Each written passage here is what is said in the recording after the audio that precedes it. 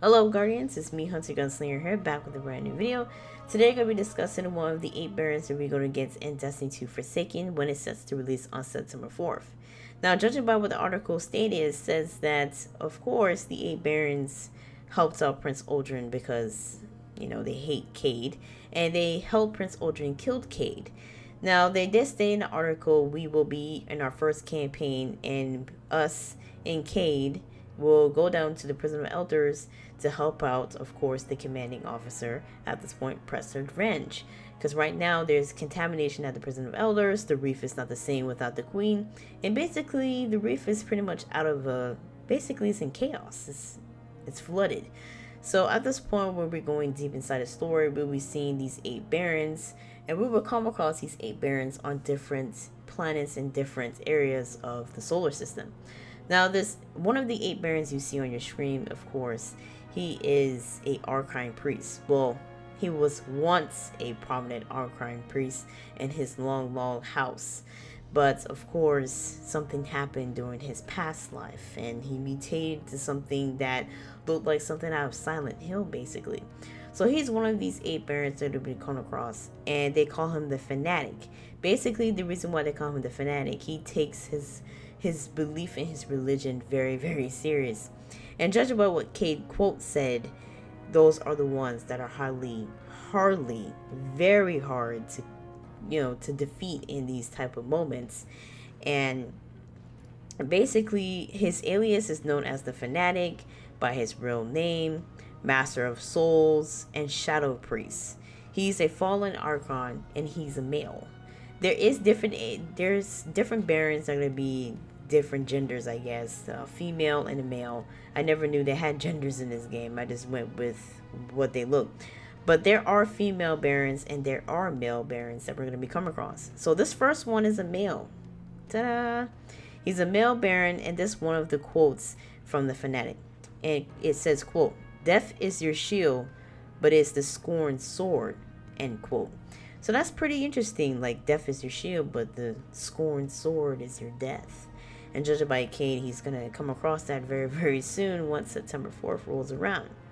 He's the leader of the Barons in the Dark and Corrupted Evolution, known as the Scorn. Second only to Prince Uldren, his views of the Scorn as the evolution of the Fallen and the fallen manifestation of what they always meant to be, which is pretty interesting to see that he is the leader of these barons and they worship him like a god. Because like it says, once a prominent Archon priest of a long lost house, and he preaches and he machine worships and paid heavy price in docking and starving from the fallen life-giving ether. After falling in the barons to become their warrior priest, he continued his anti-great machine, how I put this is cult, basically. Installing his brothers and sisters to believe that the old must finally died, as it rolled around should be allowed in order for them to rise better and stronger. So he's talking about this worshiping type of thing that he's having, and if he's reminding me of like one of those, I was watching, I think it was like Criminal Minds or something. This guy was in the cult and he was preaching and he was going off and talking about his prominent life and this and that, the afterlife and stuff. He reminds me of that crazy cuckoo from Criminal Minds. I know it's just a TV show and this is just a video game, but there's actually people out there that looks like that and acts like that. His status at this point, of course, like I said in earlier in the video, we be going against these 8 barons. Of course, he's wanted, and the fragment reports revealed a unaffiliated Archon priest embedded with power that is found in and around the European Dead Zone. Do not engage in the depth of his power is known. And then here's a quote by Cade. It says, "I don't like this one. Not one bit. He's a believer to the core, and they're the toughest to put down." And Cade does have a actual point about these Archon priests. Archon priests are very high and very, very difficult type of enemies that we come across. And if you remember in Destiny 1, the Archon priest that we went against, the one that took the eye out of the org and this one and that. I mean, it was crazy. Those Archon priests, I don't miss those days, and I'm trying to just wrap my mind about this one. This one is the leader of the pack. Now he's wanted, and I'm saying to myself, is he going to be like one of the first kind of enemies we're going to go against in the raid? Is he going to be in one of the adventures? Or he's going to be like one of the bounties from Petra? Now if you guys remember in Destiny 1, Petra was a vendor that had bounties, and we used to pick up bounties from her and do the bounties with our team members, and we used to take down the enemies and all that stuff. So it'd be really, really interesting to kind of see if we do see that in the long run. Judging by it, he is like the second behind Prince Uldren. Now, if you don't remember, Prince Uldren is the main antagonist of this story, of this campaign, and of course, the Fanatic. Basically, he is the leader of this pack of the Barons, and of course, he does have a second in command and a third in command and all that stuff, and the rest goes on further.